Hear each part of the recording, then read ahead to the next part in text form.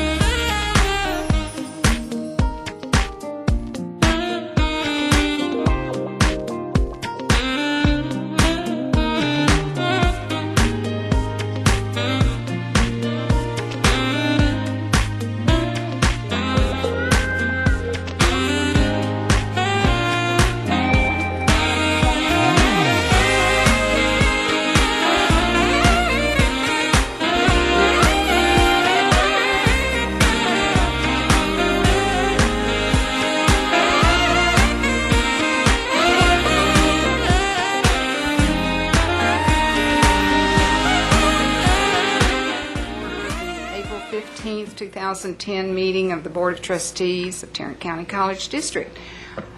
Do we have anyone who wishes to speak from the public? If not, we'll move right into the first item of business, item number 3, the Tarrant County College Vision 2015. Ms. Hadley. Madam President, I am very pleased to present tonight the draft plan for the strategic plan, Tarrant County College Vision 2015.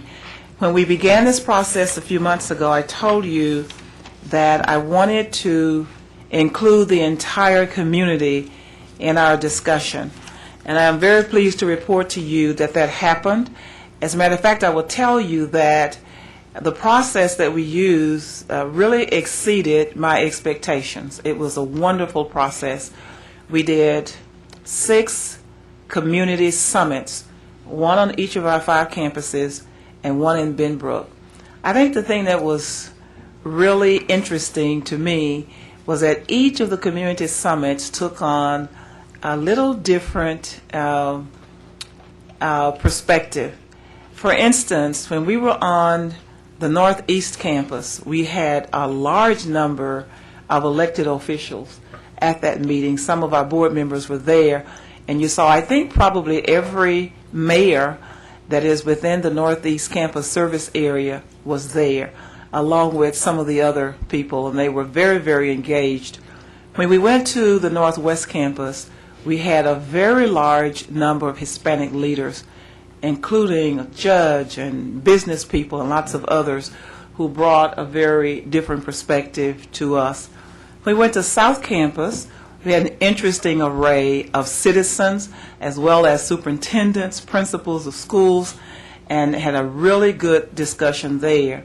When we were on the Southeast campus, we had a very great group of senior citizens who made sure that we heard their voices, along with a large number of students, professionals primarily, who were legal immigrants in this country who were enrolled in English as a second language on the Southeast campus and wanted to make sure that we understood what their special needs were. When we were at the Benbrook site, did I get all the campuses? Trinity, yes. When we were at Trinity campus, we had an excellent array of business leaders, and especially those from the downtown business community. We also had members of the other surrounding communities for Trinity River campus.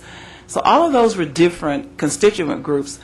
At the Benbrook Summit, where we don't have a campus, we had the mayor of Benbrook, several of the city council people, and a number of people, professionals who work with Lockheed Martin, who made sure that we understood that one of the things they need is for us to make sure that our students know how to work in teams.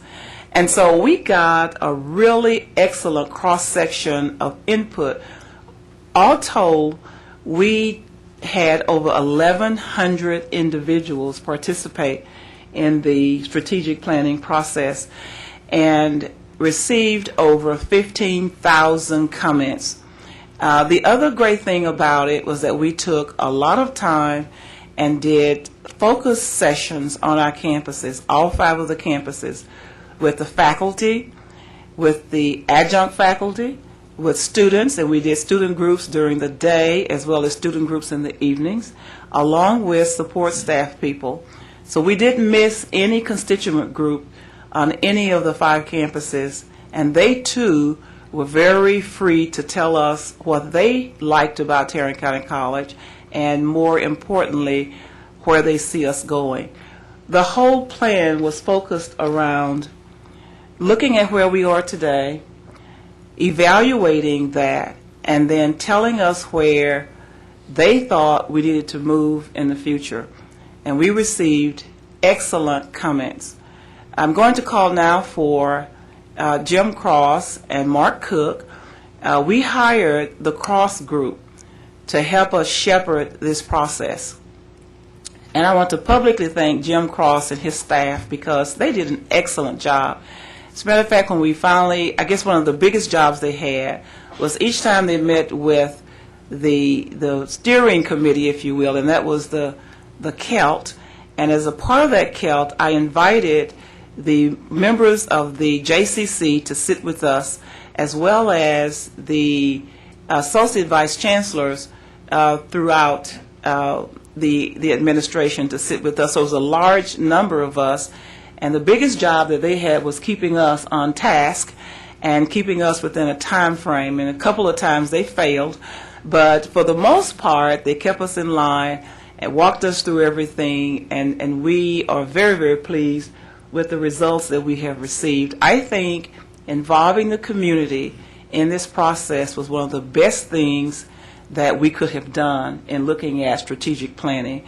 And so I'm very pleased to present Jim Cross, who is going to give us a brief introduction of what they did, and then later he's going to go through the goals that we eventually came up with, along with the strategies. And we ended up with 19 strategies that we are going to use to implement the goals.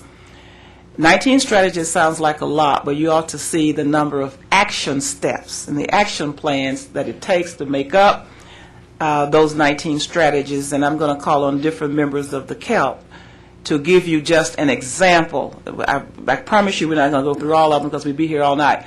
But I do want you to get an example of what we mean by an action step. Jim? Okay, thank you, Madam Chancellor.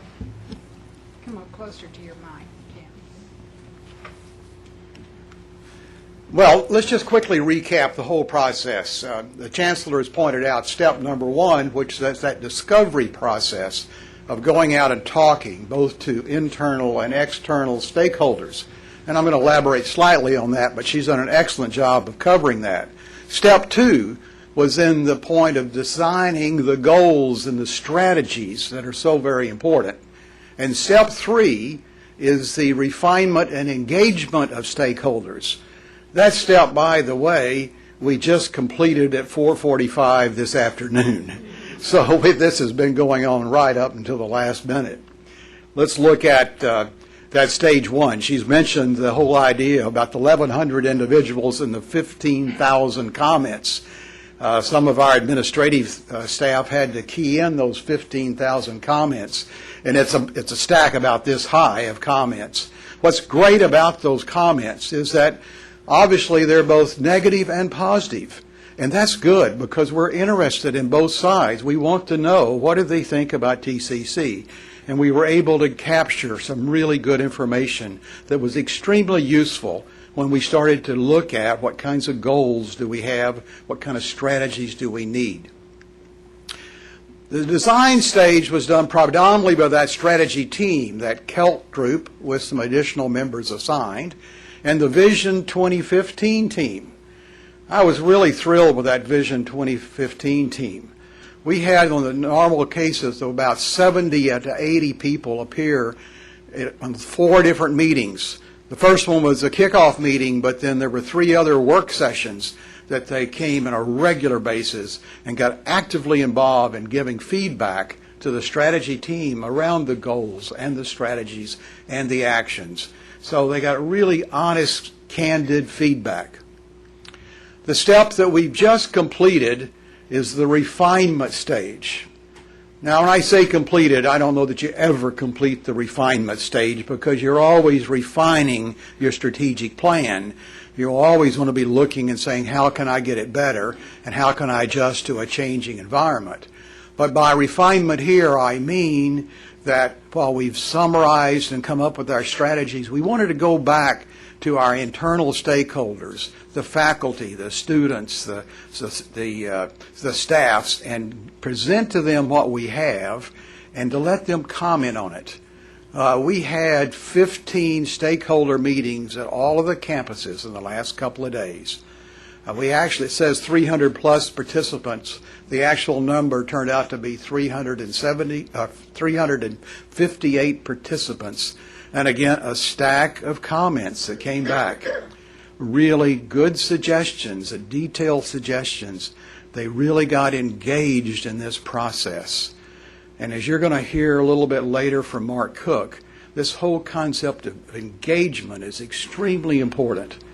not only were they giving suggestions, but they're getting emotionally involved and saying, what can I do to help? And that's really strong when the employees are saying, we want to participate. That introduces the whole concept of what does it look like, what's our mission look like, what are the goals, and what are the strategies. And to do that, I want to bring up the man that's really been the driving force here. The project manager from the Cross Group has been Mark Cook. And Mark, if you'd step up and discuss this. While Mark is coming to the microphone, where is Dr. Tessetta? Stand up, Lily. Lily was our in-house person. Lily did an outstanding job of leading us in-house. Mark and Jim were the outside people, and there were some other folk who worked with the Cross Group. But Lily was our go-to person within the college, and she held us all together, did an outstanding job with pulling it all together, information that they needed, logistics for all of us. So thank you so much, Lily, for all of your guidance and leadership on that project. Yes, thank you, Lily. This was really an exciting process. It was wonderful to see. We didn't know how the public would get engaged in this process and even how our staff and students would be engaged. It's been exciting. The mission statement is right there in front of you. I know that's no secret. What's been interesting for me is with many of the nonprofits we work with, they have lofty mission statements, but when you really dig down with some of their stakeholders, they feel like they're kind of going in some other muddled direction. We discovered in talking to your stakeholders, externally and internally, that indeed you are carrying out this mission. Not that you couldn't get better, not that you couldn't become best in class in some of these qualities, but you are carrying out this mission. And so we're not, and the CELT, the leadership groups, are not suggesting any change to the mission statement. Affordability, open access, quality teaching and learning are our primary aims and should remain so. And so our goals are really reflective of that. Tell me which button I'm supposed to push here. Okay, thank you. We did revise the institutional goals, but you see them being very reflective of the mission, supporting student learning and success, and that's a much broader statement, but that's what it boils down to. Goal number 1, we stated in a variety of ways the ways that we will do that in that goal statement, but that's the bottom line: supporting student learning and success, ensuring affordability, accessibility, and the diversity that reflects our community. And then goal number 3, promoting institutional effectiveness. So it's around these 3 goals that we've developed what I think is 20 strategies. 20. 19 or 20, depends on how you define that diversity strategy. I think that might get rolled into one before it's all said and done. And so tonight we're going to be looking at these strategies. We have defined and continue to define and narrow the purpose for those strategies. We've assigned some primary owners. We're working on and in the process of developing clear measurables and action steps. At this stage, the strategies are still tentative. They're still being developed. Otherwise, those meetings that we had this week on the campus wouldn't have had much meaning. And by the way, we told them we were presenting to the board, and they kind of looked puzzled. So what are you doing here? Obviously, you can't assimilate our information. We assured them that what you guys would be approving tonight would be the basic mission goals and then just the overall arching idea of these strategies while they're being fleshed out. You're going to be hearing more about that in just a few minutes. But I wanted to mention one last thing. We closed every single meeting. Some of you were there as we closed those meetings with an I will statement of some sort. It was stated in different ways and different times because we know that implementation is really our primary aim here, and that requires commitment. And so at the very start, when we were still in the dreaming stage, we were asking people, what are you willing to do in order to advance this cause, these strategies, your dream? And it will take a combined effort. Out of 1,100 participants, we received 660 commitments, anonymously, but yet some level of commitment. And I thought you might like to see some that we've seen just in the last few days, because those early commitments were a commitment to a dream. These commitments are just samples of the commitment to the strategies. So you may want to spend just a moment just looking at those, becoming actively involved in these strategies, to be more open to change, to help with the implementation, to be a mentor and to promote change. Refer everyone I know to TCC. Pretty remarkable. To help a committee get this done, become actively engaged when asked, to become a better student. We had students in these stakeholder meetings, and there was a student there that was inspired to actually say, I can become a better student. I wondered if that wasn't in response to that whole idea of the goal of student success, learning and success. And then finally, don't we all want, Joe, volunteers to help raise money? So with that, I would turn it back to you, Chancellor, and to your leaders to express to us some of the actions out of these strategies. Go ahead Thank and you for walk the through the pleasure. strategies for us, Mark, and then I'm Okay. going to have the Kel come up with the action steps. Do you guys have those in the order? Okay. It doesn't matter if they're in order or not, just walk Okay. through what's up there. All right. I don't have that page, so you're going to have to help me out. Here they are, Mark. Okay.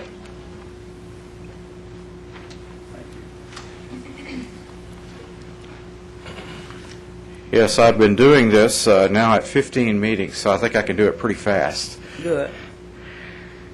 Under supporting student learning and success, there are basically 5 strategies, and you would see some of these are ongoing strategies that we've been working on for many years, and others are brand new approaches or at least emphasis to programs that we currently have in place. So continuing the assessing of student learning, getting a couple of cycles down really well so that we're ready for our SACS review, developing an academic master plan that will inform many of these other strategies down the road, making sure that our student services is serving students really well so that there is student learning and success, improving student engagement in every way.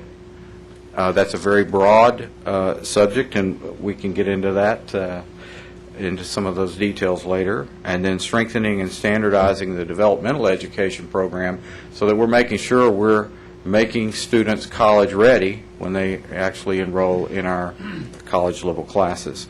And then under affordability, accessibility, and diversity, there are 2 each, 2 actual strategies for each one of these. The first 2 happen to relate to accessibility with the College Connection program, making sure that we're on every campus.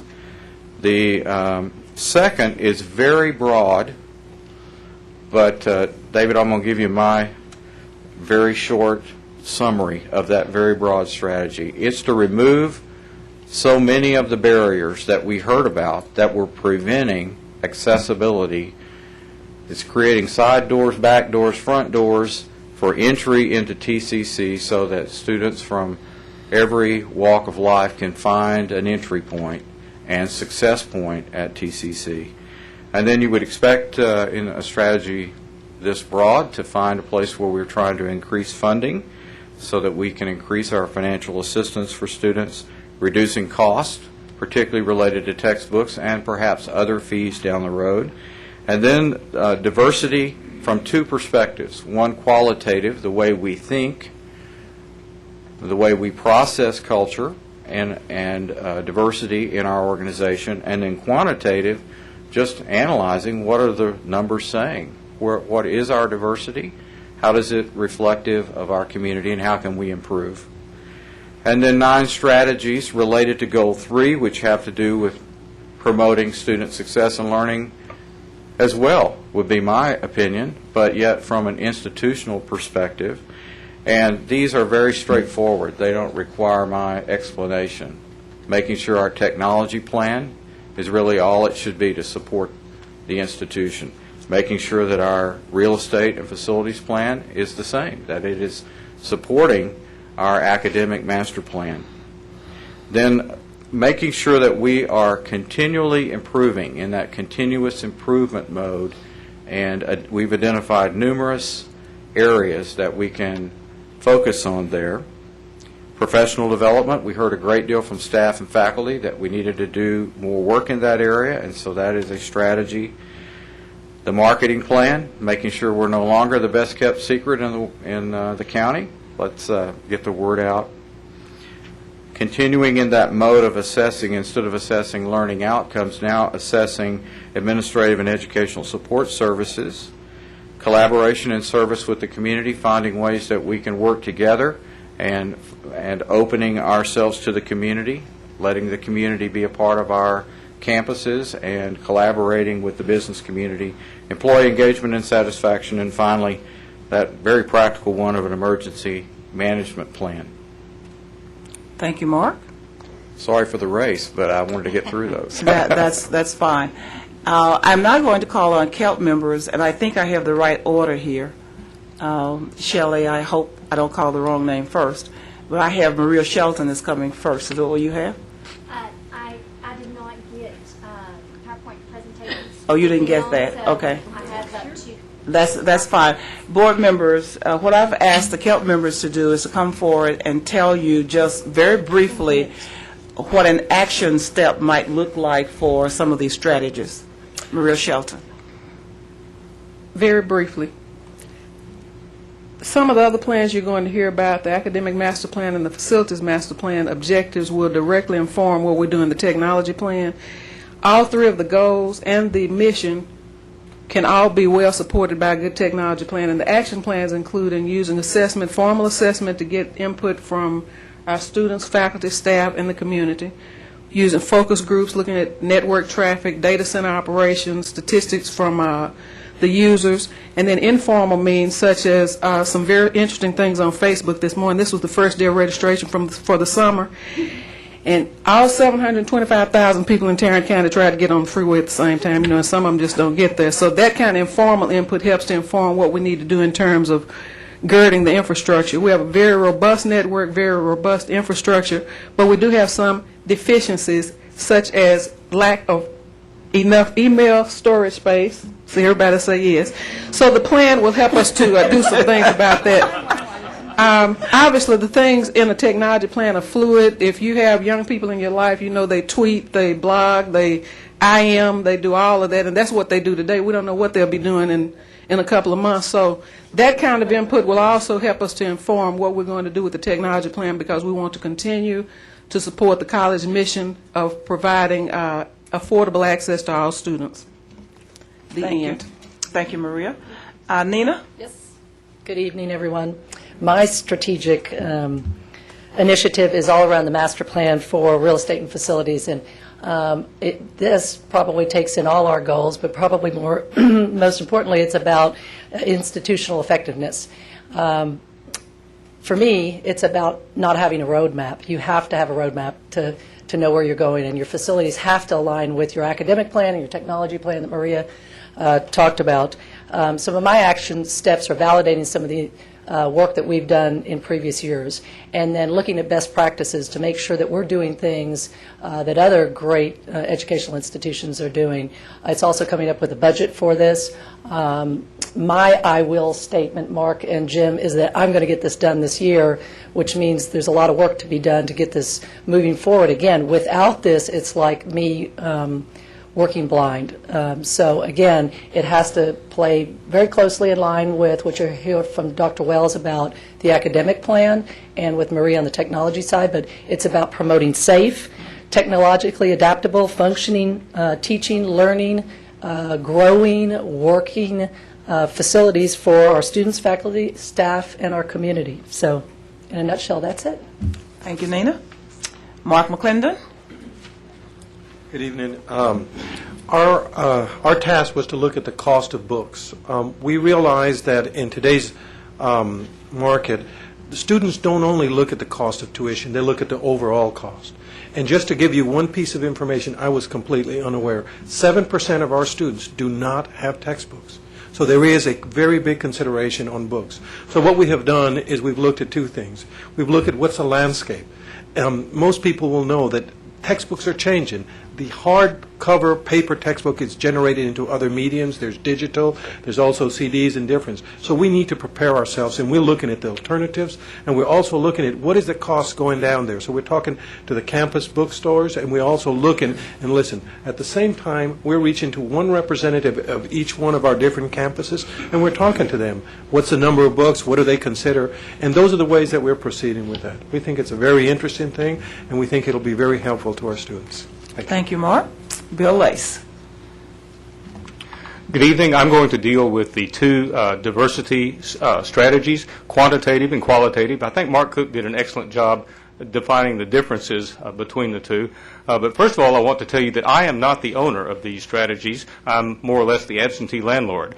The owner is, would you please stand up? The owner, and I'm very glad to introduce to you Ms. Nidia Gonzalez. Ms. Gonzalez is our new Associate Vice Chancellor for Institutional Diversity. She is now in her third week, I believe. Yes. All right. Thank you. Welcome, we'll be seeing Nidia. Thank you.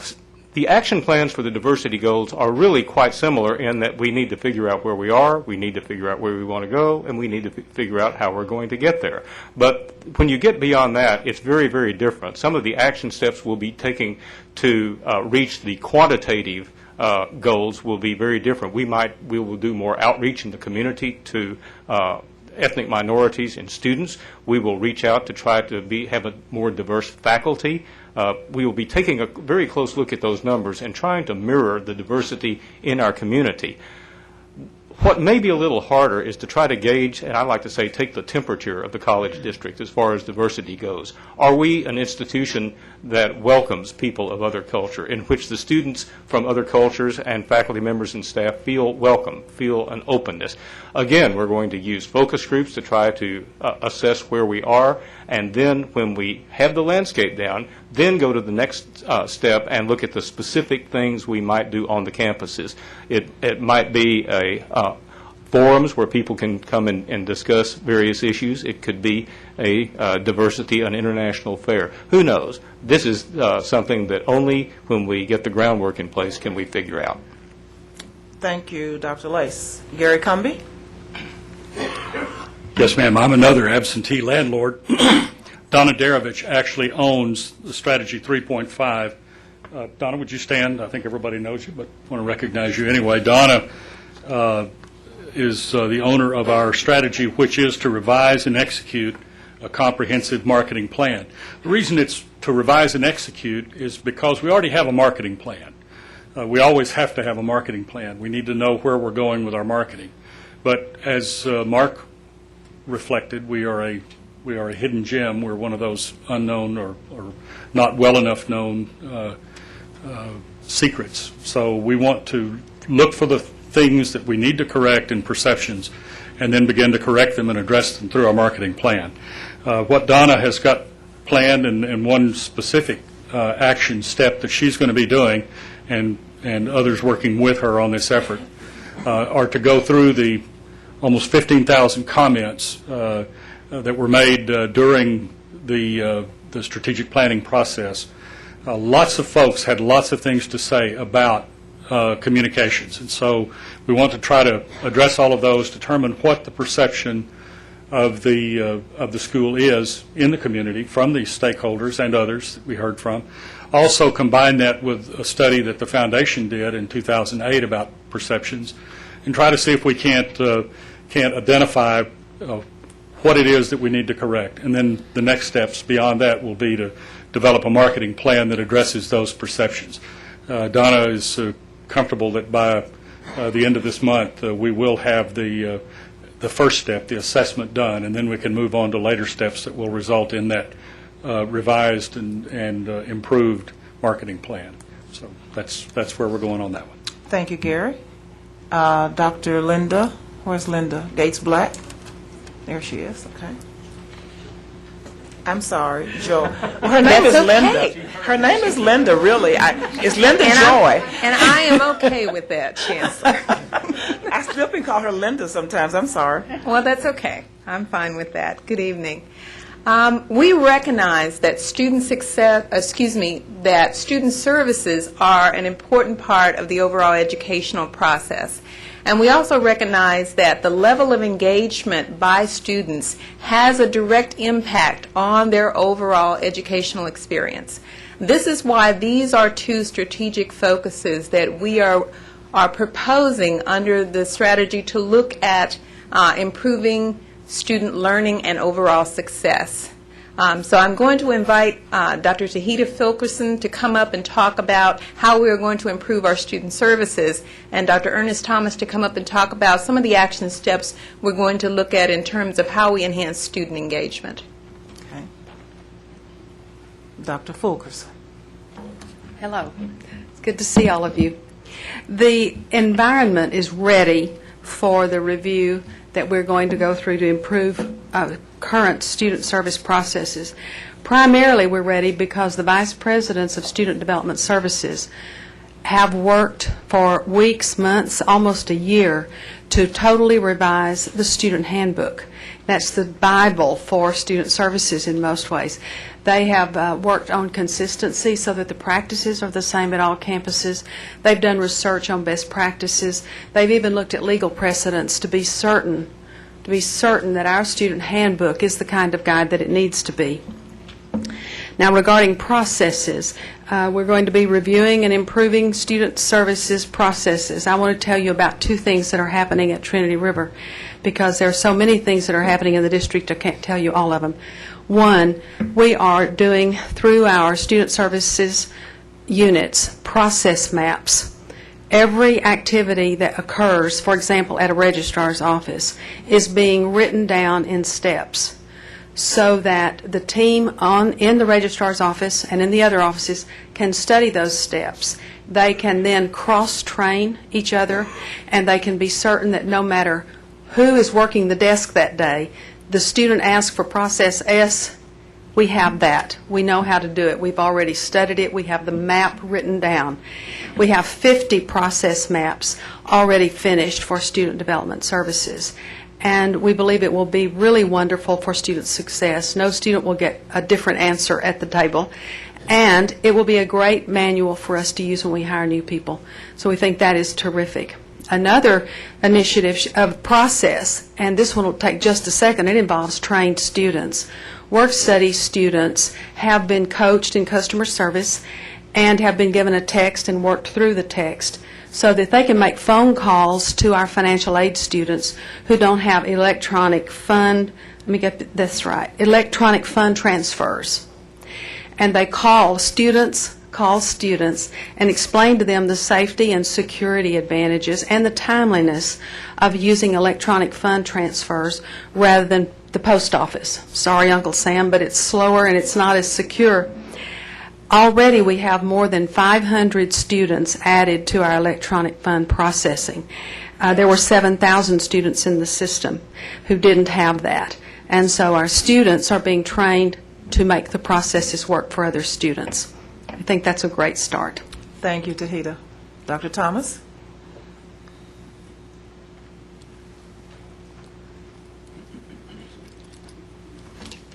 Good evening. Good evening. As Dr. Gates-Black talked about student engagement, the community college is very unique, and I need not say that to you all. There are two elements that make us really unique from other institutions. Number one, we are a commuter school. And number two, we have a large percentage of our students that attend the community college that are first generation. So it makes it very, very critical for us to make sure that we welcome, inform, and treat our students when they first arrive at the campus in a very quality way. The reports that we have gotten and the information that we receive from some of the research that we've done through Sense data says that it's very important that we look at how we, in fact, provide orientation to our students, and also how we help those students to make the transition into the institution. So, as far as an action step is concerned, we will, in fact, be working with first-time in college students, making sure that they are acclimated to the college through a mandatory orientation program. And one may ask, well, why mandatory? Is that somewhat intrusive? Yes, we want to be intrusive because the reality is that students, first-time in college students, and typically first-generation students, tend not to respond well to optional, but through requirements. And one of the things we understand very well is that in order for students to, in fact, acclimate to the institution, they must, in fact, go through some of the steps that are necessary to help them to become successful. Thank you, Dr. Thomas. Dr. Wells? Thank you, Ms. Hadley. Apparently, I missed the meeting when they handed these out because I wound up owning 4 instead of 1. But really, I want to talk with you about a couple of these and then ask Dr. Carrier and Dr. LeBlanc to talk about a couple of them. The academic master plan is one that's kind of near and dear to my heart because I worked so much with the form, the facilities and things, and I got pounded in my head with the architectural engagement that form follows function. And so I've had my run with form, and now I get an opportunity to spend time on function.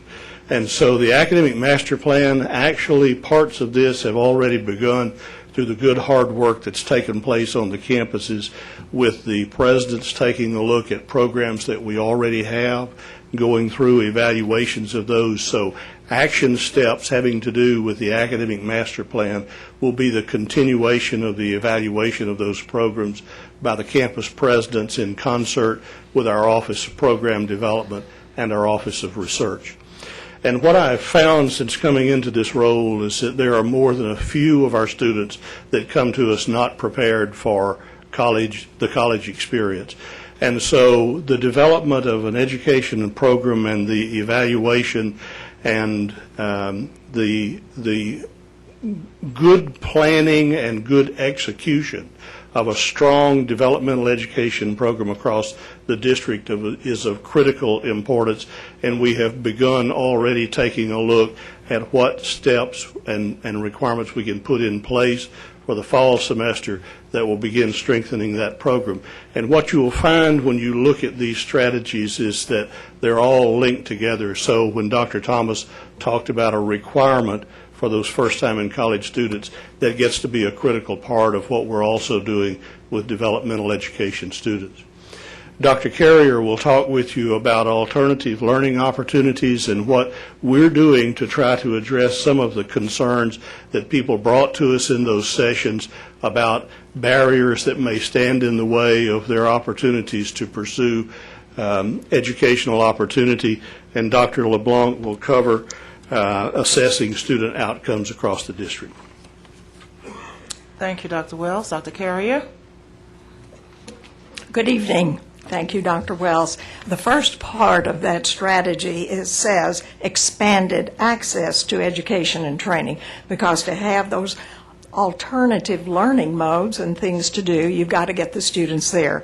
And one of the things that we've really hit a bonanza in our dual credit program in both Arlington and Mansfield ISD. Our dual credit team has held sessions at all 10 campuses, one session for parents, and then another session for all of the counselors, and then another session for all of the students interested in dual credit. The bonanza came with parents when they realized what Tarrant County College has to offer and the savings and the opportunities for professors teaching their students. All of a sudden, our 1,700 dual credit students this year looks kind of small. Already we've tested more than 3,000 students, and we still go through May in testing. Parents are seeing the advantage, and then they're bringing their students, their children, young adults in. A couple of other things to allow the students to know that there are alternating not just modes of learning, but ways of offering our courses and whatever. Several of one school district in particular is asking for dual credit courses. Others are saying, what other opportunities might we have? For example, both school districts are asking for us to offer mathematics and sciences for the first time. The reason for this probably is to satisfy the state's Texas Education Agency's graduation requirements that mandate all students will take 4 years of sciences and mathematics. So they're asking us to come and do that. Then the final thing is, for the first time through our dual credit program, we're offering courses within our technical areas. At both school districts, we will begin dual credit courses in culinary arts in Mansfield and in both areas in the business area. These technical courses will make a seamless transition from high school to college, which will include their tech prep courses. We're excited about it. They're excited about it. The most important part is that when these students finish this transition, they will have completed a minimum of 30 college hours, as will all of the other students in dual credit courses, which means they have finished virtually finished their freshman year in college. Thank you. Thank you, Dr. Carrier. Dr. LeBlanc. Good evening. They saved the best for last. Assessment of academic student learning outcomes. Now, learning organization, the student is at the heart of the organization. And we need to demonstrate that indeed we're teaching what we say we're teaching. And when I say we, it takes a team, but clearly the faculty are where the rubber hits the road, as they say in Texas. So while this strategy, the owner is David Wells, it really is going to take a team. The faculty being at the core of that team, the instructional leaders, the presidents, and other members of the CALT. And it's really a very exciting strategy because we started the conversation about student learning outcomes in 1992. And we've seen the transformation and the metamorphosis of the concept over time. And we've reached a point at Tarrant County College where we really have a very sophisticated system thanks to the efforts of our faculty in not only including student learning outcomes in the course syllabus, but also in program evaluation, both for the core curriculum and the technical programs. It's a very exciting time. We have think tanks throughout the district of faculty exchanging ideas and best practices, and faculty members helping each other in improving the student learning outcomes. How do we measure? If we say that we teach people how to whistle, we have to demonstrate that people know how to whistle. So it's an exciting time. The presidents and the CELT support this effort by staying informed. As I mentioned, creating think tanks throughout the district, allowing the faculty to share best practices, and finding the resources for implementation. Thank you. Thank you, Dr. LeBlanc. Now, the final group didn't know I was going to call on them. 3 members of the JCC are here who participated in this entire process. 1, 2, 3, 4 who participated. You all stand up. You know who you are. If you participated in the process, 4 of you stand up. And I'm going to give you an opportunity to address the board with your thoughts about this process. One want to speak for all? Okay. Okay, Mr. Crawford. Nothing wrong with this process. Mr. Crawford, you get to speak for the group, okay? You know, I've been railroaded before. Thank you. I guess from a faculty standpoint, this is a tremendous undertaking, and it is something that is extremely exciting. It's the culmination of an opportunity for us to have some input and some part of the decision-making process, and it's a very exciting time for us as faculty. It's also a little scary. It's a major process. It's going to require a lot of commitment on our part to make sure that once we come up with the action plans and everything else, that we carry it out and we do it. Because ultimately, We're the ones that have got the students. We're the ones that need to make sure that it's implemented and that we're successful. And so it does fall back on us to make sure. I think our faculty is committed to doing that, and it's going to be a fun time, and we'll make it through this process. Thank you. Thank you, Mr. Crawford. Thank you so much. Finally, I want to say thank you to this board, because you have been very, very supportive in helping us get through this. You've attended many of those campus summits as well as other work sessions, and we are very appreciative of that. This has absolutely been a team effort. Now, you heard from KELP members, but there are many others in the room tonight who also helped guide us through this whole process, and I want the rest of you to stand. Those of you who've been involved in helping us get to where we are tonight, stand up. Let us see you. Come on, Kathleen, Linda, Hines, Joe, McIntosh, Lydia, Anyone who attended any Lily Tessera. Where's Lily? And then anybody who attended one of the sessions, would you stand up if you're in the audience and you were an employee, TCC employee? Nancy Chang. Nancy didn't stand. Nancy was right there in the midst of all of that. Stand up, Nancy. You have to stand up. Stand up. Anyway, very good. So thanks to all of you for all that you have done. And then the last thing I'll say, board members, I'll call your attention to goal number 3, strategy 3.3. It says, develop and implement a process improvement program across the organization. Whenever anyone asks me, what are you most excited about, I quote that one. I'm most excited about that strategy because it touches everything else that we're going to do. And we've talked a lot about that. We're very fortunate. I have 2 members of the KELP who have a lot of experience in process improvement, Nina Petty and Mark McClendon.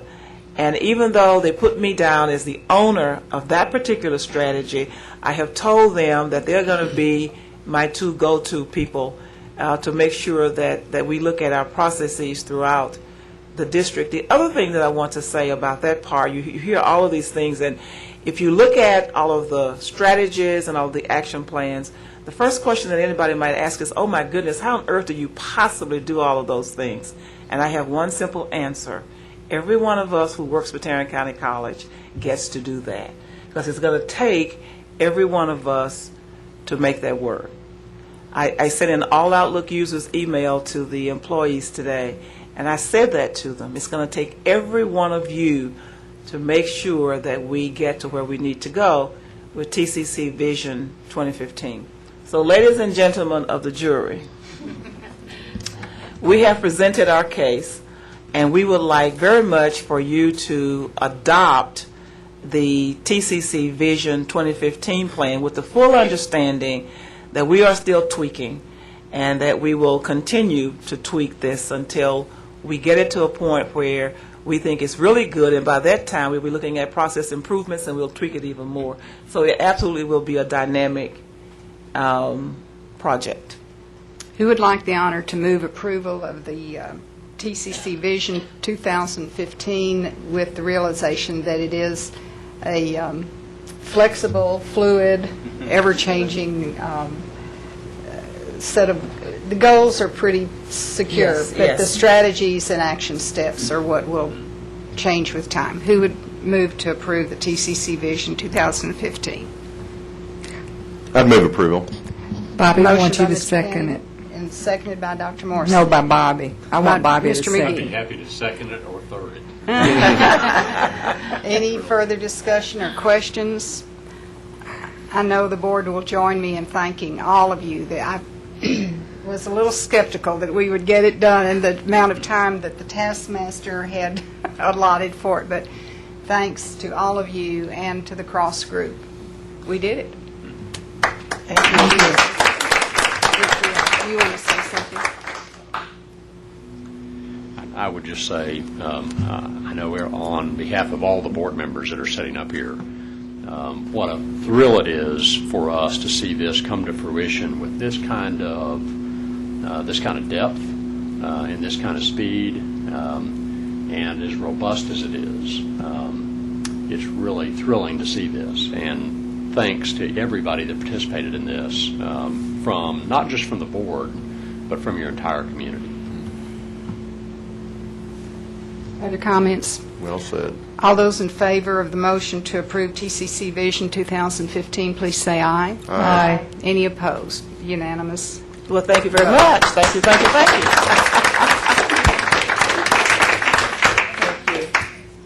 The board will go into a closed meeting at this time for deliberation on pending or contemplated litigation, Section 551.071 Texas Government Code. The litigation discussion will address existing contemplated litigation relating to real estate matters.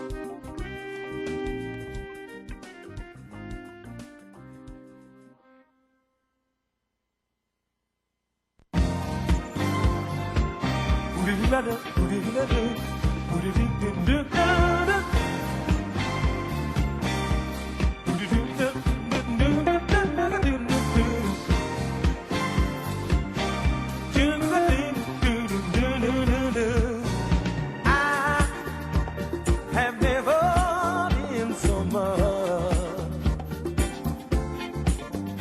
in love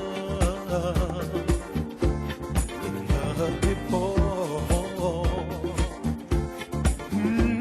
What a difference how true love made in my life. So nice and so right.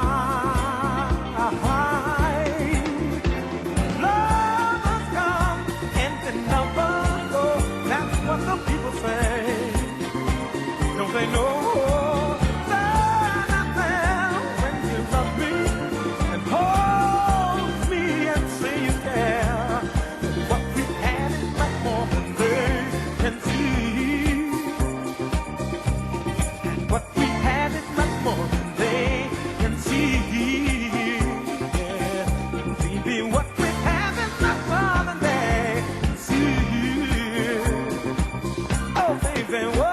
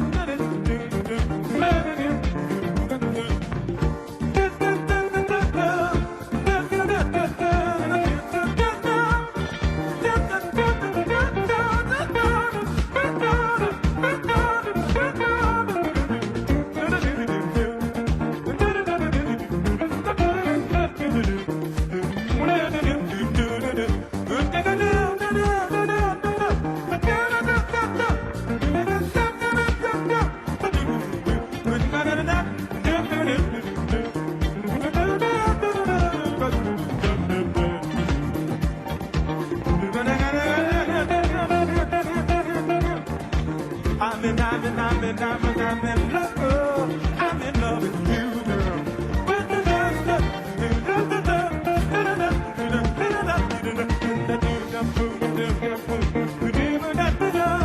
I said love, I never knew that a touch could mean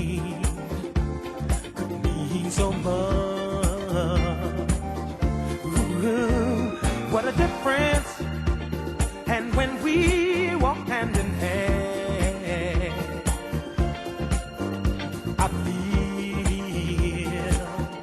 I feel so real. Love will come and then love will go. That's what the people say. Don't they know?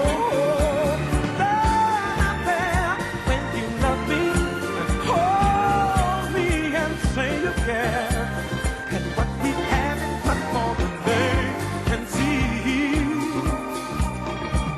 Yes, what we have is much more than they can see.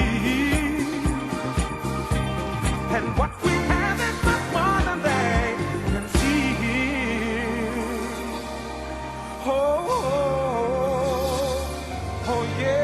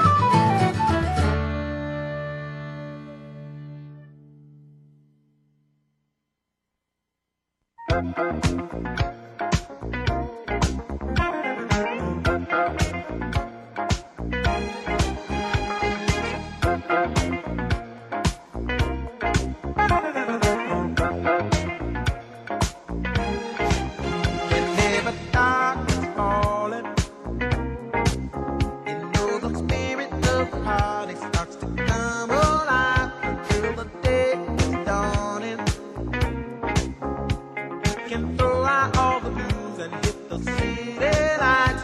'Cause there's music in the air and lots of loving everywhere. So give me the night. Give me the night. The key action. A place to dine, a glass of wine, a little late romance. It's a chain reaction. We'll see the people of the world coming out to dance. 'Cause there's music in the air and lots of loving everywhere. So give me the night. Give me the night. So come on out tonight, and we'll leave the others on a ride through paradise. And if you feel alright, then we can be lovers. 'Cause I see that starlight look in your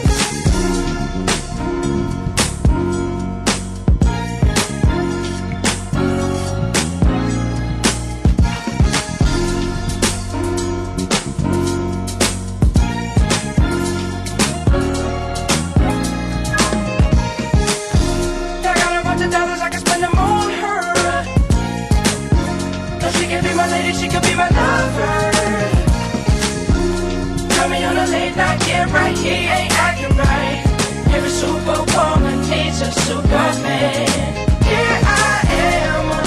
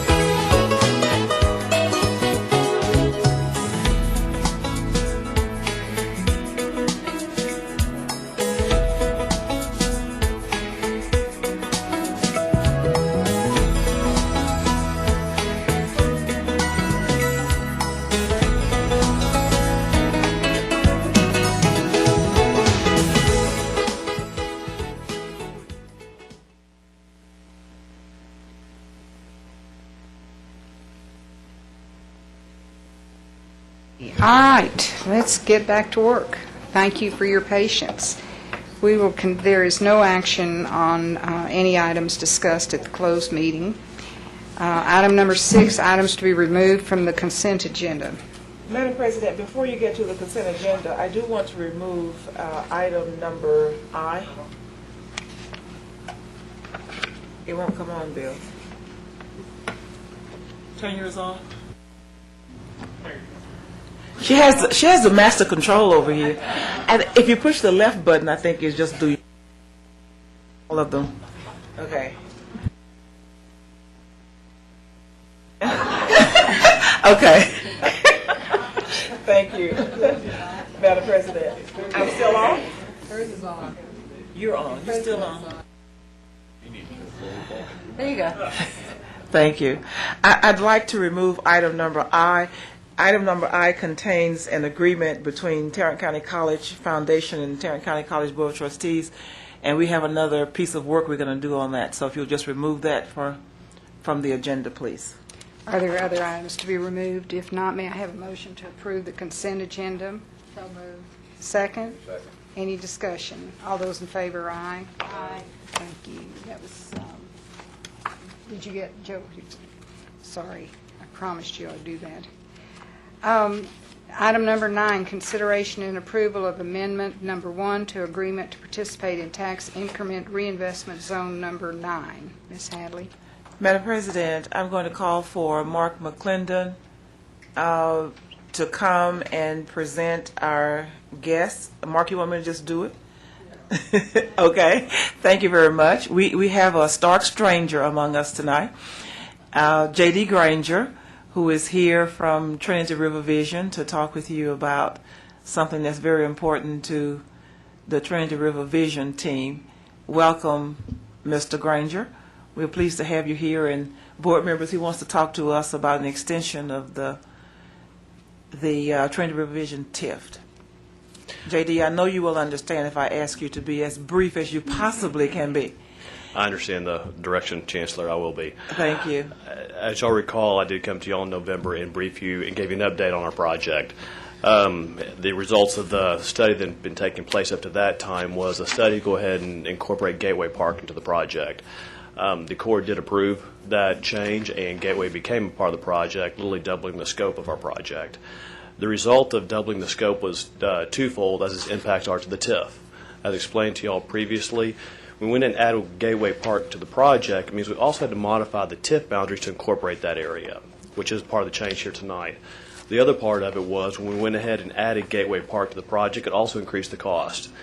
The amendment today that comes before you to extend the TIF from 25 to 40 years is to reflect those two changes, to modify the boundary to include Gateway Park and to go ahead and absorb the additional costs necessary to pay for Gateway Park. The extension before you is to move from 25 to 40 years. However, if we pay off all of our debts ahead of time, the TIF will be dissolved earlier. Boy, that was brief. I can answer more questions if you would like. I also have our CFO, Sandy Sweeney, here tonight. So if you have any questions about it, I'd be happy to take those details. Questions from the board? Motion to approve. So moved. Motion by Mr. McGee. Is there a second?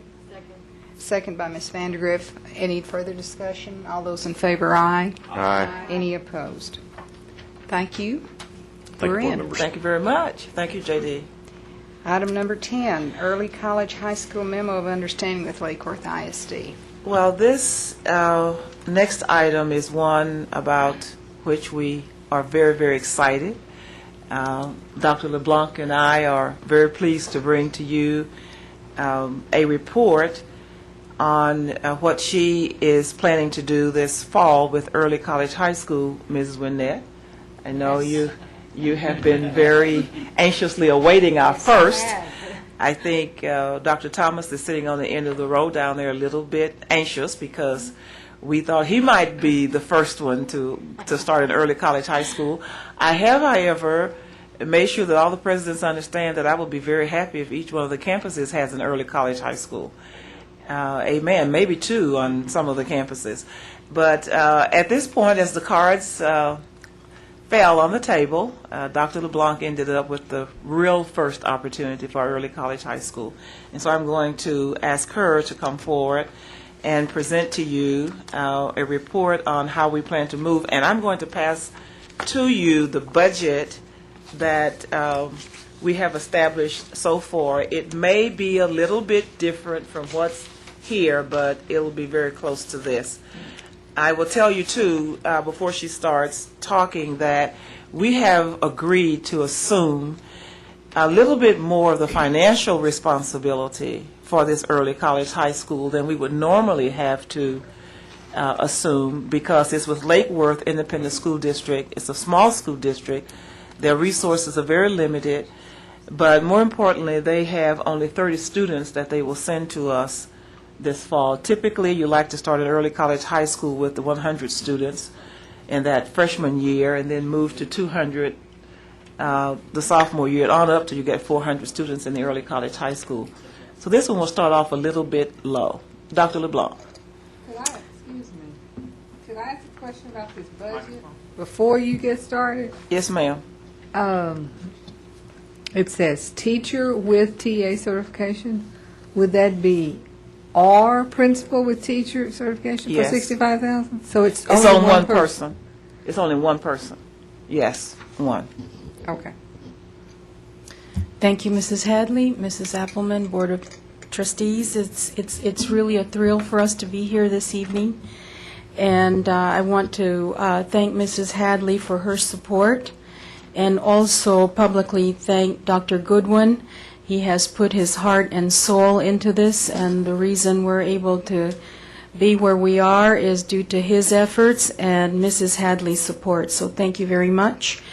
You are aware of the early college high school. It's for the underserved, and it's a relatively new concept that has evolved from the dual enrollment, which we have a very large dual enrollment program throughout the district. Every campus is doing something with the independent school districts. What makes this special is that it's for the underserved population, and the results have been incredible, where we have about 27 schools with an early college high school in Texas. Other, like North Carolina has like 100 of them, but we're just in infancy stage. And the research that they've been conducting on it has been very positive. The students are more likely to come to school, they're more likely to finish and complete the high school, and with the high school diploma, ultimately the goal is for them to have 60 hours of college credit. In some cases, that may translate to an associate degree. In some cases, it may be courses they can transfer to a four-year institution. What you see here in the budget basically would be our cost. It is a partnership with the independent school district, so Lake Worth will also have expenses in providing some of the teachers and transportation, etc. So they're very enthused. The Lake Worth ISD board couldn't be more supportive of this initiative, and we are optimistic that it will go very, very well. As I stated earlier, Dr. Goodwin is the one that really moved this, and he is here as well, and both of us are prepared to answer any questions that you may have. I'm not sure everyone knows Gary having to stand up. He's shy. He sits in the back. Are there any questions? If not, I'd like to point out one thing on the budget that I passed to you. You'll see uniforms on there for $2,250. We're required, I guess that's a TEA requirement, that the ninth graders be kept completely separate and apart from the college students, and one of the best ways for us to do that is to mark them with uniforms. And so that's a cost that we'll be incurring to provide those uniforms for them, and that will take them, through the year. I do have a question. These classes will be held at school? On the Northwest Campus. Right. And they will be kept separate from the rest of the student population? Yes, during the ninth grade, that's correct. Oh, that's- Now, they will go to the student center to eat lunch, and there will be some college-level courses, but they will be pretty much segregated.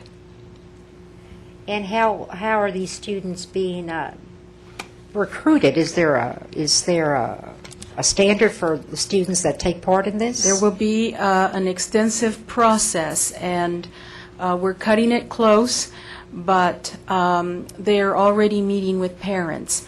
The parents have to agree to this. This is a commitment. This is a family commitment, and that's another reason it has been successful.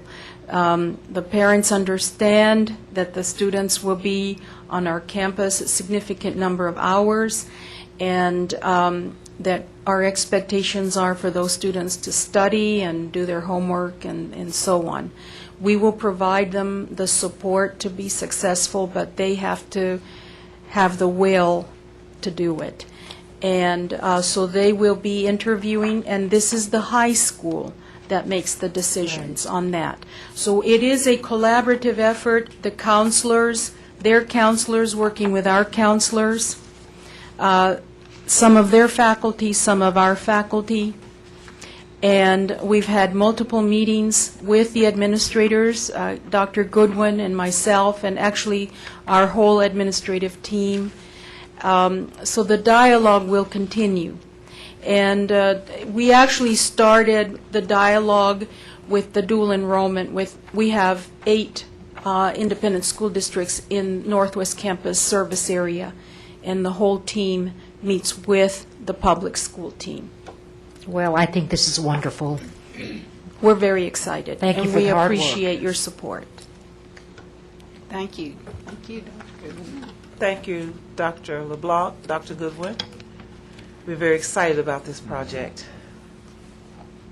Monthly financial report. Ms. Hadley? Okay, I'll call on Mr. McClendon to give that report for us.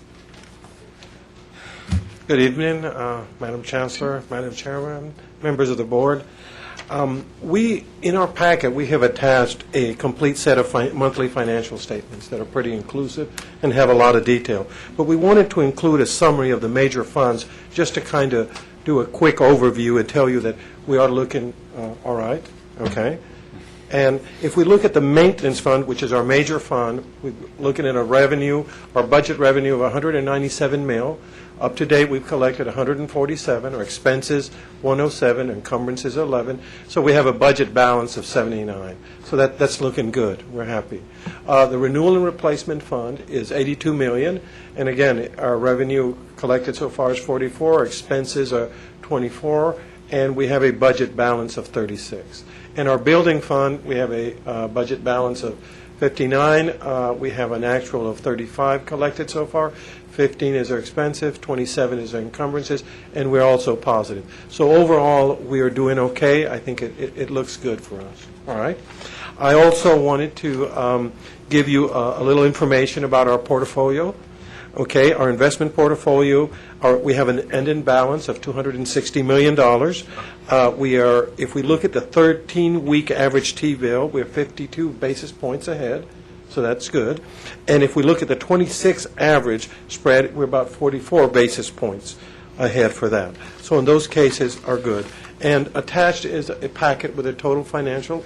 And if you have any other questions, we'd be happy to entertain them now, or if they're very detailed later, we'd be happy to reach out to you. Any questions from the board? Okay. Thank you, Mark. Thank you, Mark. Thank you. Board President's report. Mrs. Vandergriff.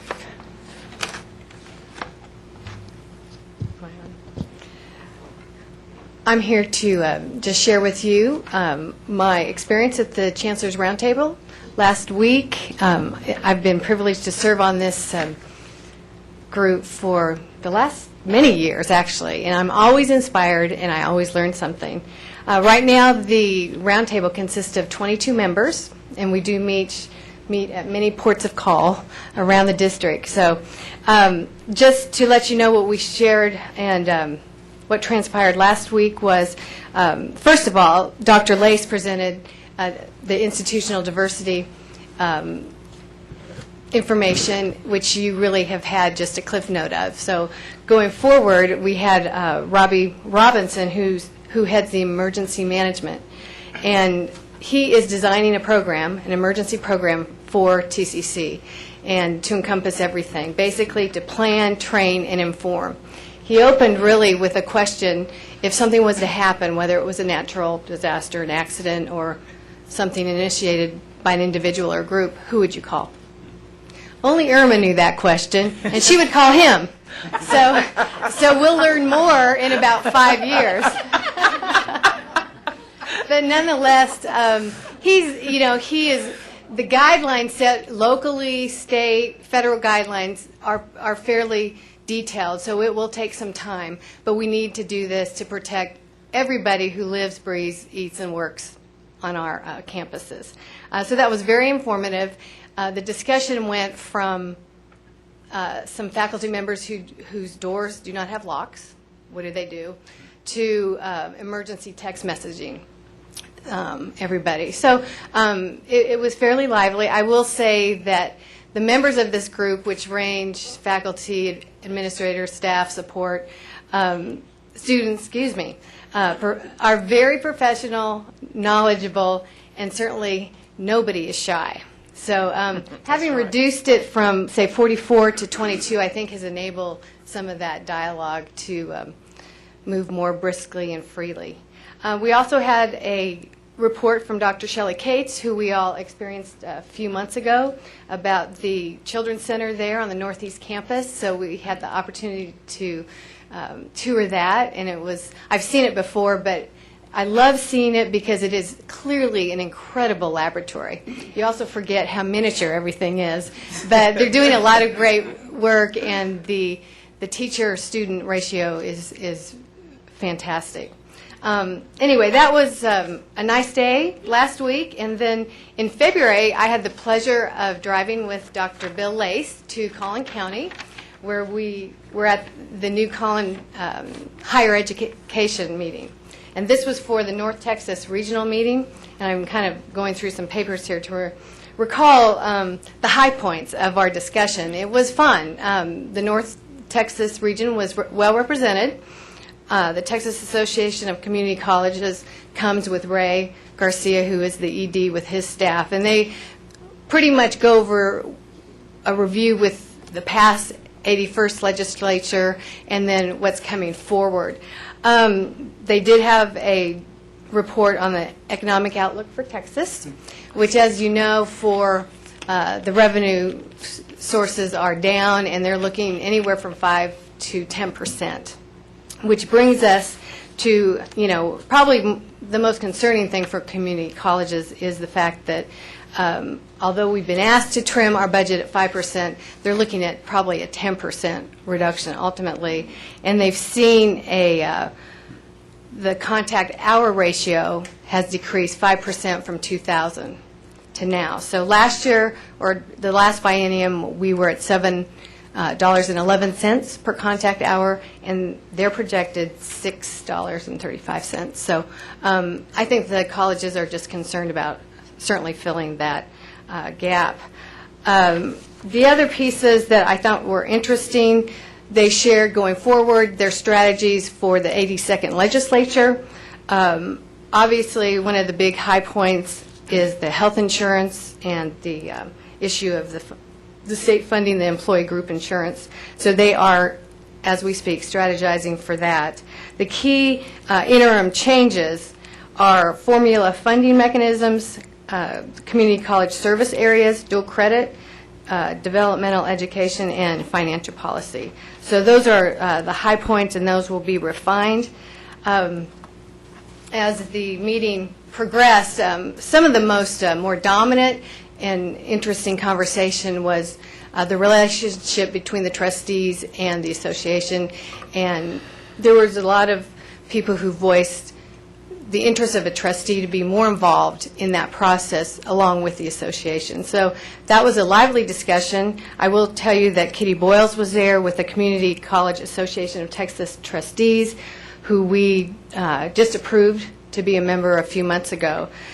She and Wright Lassiter were there, and they spoke in regards to the trustees being involved. So I think there will be some ongoing discussions in that vein. The real sentiment there is that the trustees, the board of trustees of all the college community colleges would like to come with a solid voice with the association, and that's, I think, the best thing that we took from that. So anyway, thank you. It was a nice experience. Thank you, Bill. Thank you for your extra time and effort on our behalf.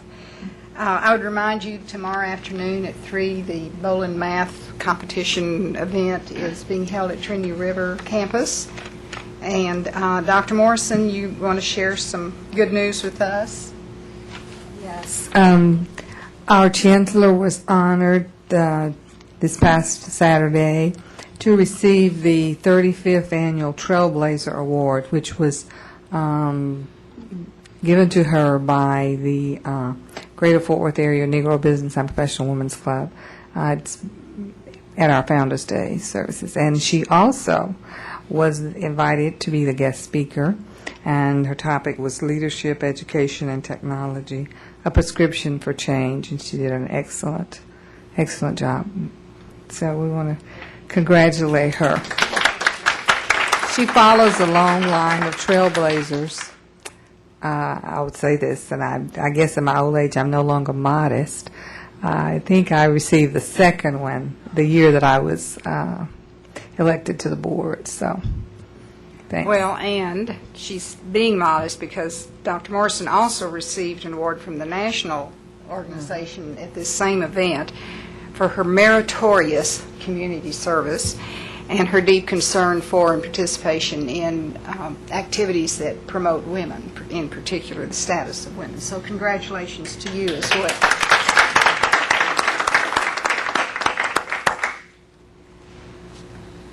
I think that is the end of the board president's report, which I managed to give away. Ms. Vandergriff reminds me how much fun it is to serve on the round table. I may fire her and reappoint myself. Chancellor's report. Madam President, I have so many things to report. I'm not going to report all of them. They're in your board packets, and you can read them at your leisure. I would just highlight a few things. The first one on there is a $441,660 award that we received from the Texas Comptroller's Office, as well as a $276,494 award. The first one, the $441,000, we're very pleased about. I don't believe that Ms. Dionne Jones is in the audience. She was primarily responsible for shepherding that one through Jackie Mackey's office and many others, but that one is primarily for the underserved populations, and we're very excited about what it's going to do. It's designed to help people who are not ready for college get developmental skills so that they can enroll in college-level courses. And the $276,494 grant is to help with neonatal simulators for our nursing program. So I want to thank Jackie Mackey because she's the leader of all things grants when it comes to Tarrant County College. She does a great job, so stand up and take a bow, Jackie. We appreciate you. And Jackie is always quick to say that she does it with a team. And if there are other members of the team who worked on that, where's Gladys? Gladys Emerson, Kathleen, all of the rest of them who worked on that. We appreciate all of your work so very much. The other thing that we really have to crow about, and I'm sorry that some of the collegiate people couldn't be here tonight, but they received 25 awards at the Texas Intercollegiate Press Association Conference, and that also includes our editor-in-chief, Shelley Williams, who received an award. They do a fantastic job. Is Shelley here? Shelley, stand up, stand up, stand up. There you are. I didn't see you. Very good, very good. Well, congratulations, Shelley, and to all the staff at the Collegiate. We really appreciate you. And I especially want to talk to that person who wrote that article in today's things so we can figure out what we can do differently to make sure that we overcome whatever deficiencies she says that we have. So steer her my way. Let me talk with her. I want to have coffee with her and see what we can do. But we appreciate the candor of our student representatives of that paper. The other thing I have here is one of our officers, Officer George Guenis, received Officer of the Year for 2009 throughout Tarrant County College District. Is he here? He's not here tonight, so please pass on our kudos to him. Did I pronounce his name correctly? Ganunis. Ganunis. Bill? I want you to notice how new the stripes are. This is our newly minted corporal, Randy Cook. I would like for you to meet him because he is the new head of the MOC detail. So you will be seeing a lot of Corporal Cook. You look like you want to say hello to the board. You may. It's a pleasure to be here, and said I look forward to serving, getting to meet all of you. So. Thank you. Congratulations. Thank you. We just keep on getting monies, and that's great. This next one is $520,000 award that is to be paid for student internships to increase the interest of first-year students in nanomaterials-related industries. Linda Garcia is the primary owner of that grant, so would you please stand and take a bow? Thank you, Linda. And Dr. Kathleen Noble, who oversees all of continuing education. Thank you for your guidance and your leadership. We appreciate that. And we have another newly minted honoree who happens to be here tonight. That's Gladys Emerson. Ms. Emerson, would you stand up? Yesterday at the Worthington Hotel, Gladys received an award from the North Texas Future Fund for all of her outstanding commitment to developmental education and literacy in Tarrant County. She represented Tarrant County College very well. We're very proud of her. She's very passionate about what she does.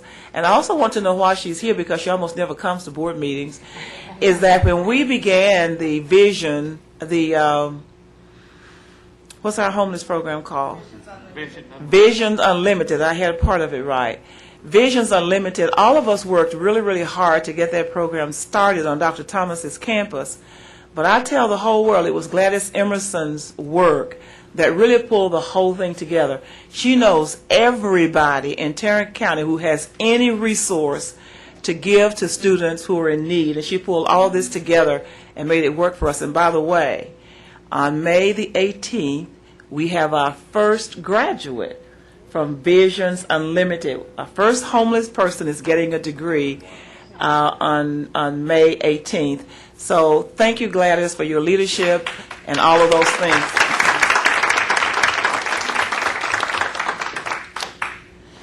Everything else, I think you can take a look at your leisure. It's busy around here, and we all have lots of things going on. I do go to Seattle tomorrow morning to attend the American Association of Community Colleges. Dr. LeBlanc will be going for at least a part of the time. Larry Darledge is already there. That's why he's not at board meeting tonight. Larry participates on the National Higher Education Research Center Board, and they always meet in conjunction with AACC the day before, so he had to be there today, and that's why he's not here tonight. But Dr. Thomas will also be going, so there will be 4 of us there representing the college this time. And then I get back, and I'm here for a few days, and I have to go to Austin to the Higher Education Coordinating Board meeting, as well as the Texas Association of Community Colleges. So you all keep us in your thoughts that we can keep the governor away from our budget and that we'll retain that 5% that he's thinking about taking away. That's all I have, Madam President. Any other business? If not, our next meeting I'm is... sorry. I am so sorry. I did mention one more thing. Tahita, you should have raised your hand.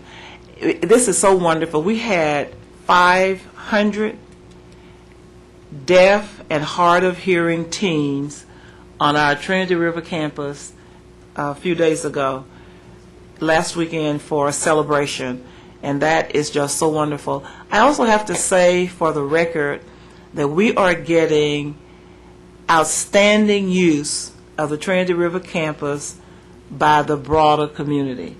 And the uses are varied. They are just very, very varied. All of our campuses are absolutely open, and we are very amenable to working with our communities. Just a few days ago, Mark McClendon met with me with all of his, or most of his direct reports, one of whom is Ford Ferris. Ford is our risk manager, and we talked about what we needed to do to make sure that the presidents are completely free to embrace community groups whenever they need to meet on our campuses, especially those grassroots groups that don't have money to buy their own insurance. And so we have a plan where we're going to buy an umbrella policy. It'll only cost us peanuts a year to provide that coverage, but that's a great recruitment tool. Every time we get a group of citizens on our campus, it's a recruiting opportunity for us. So we're very pleased that we can have all of that.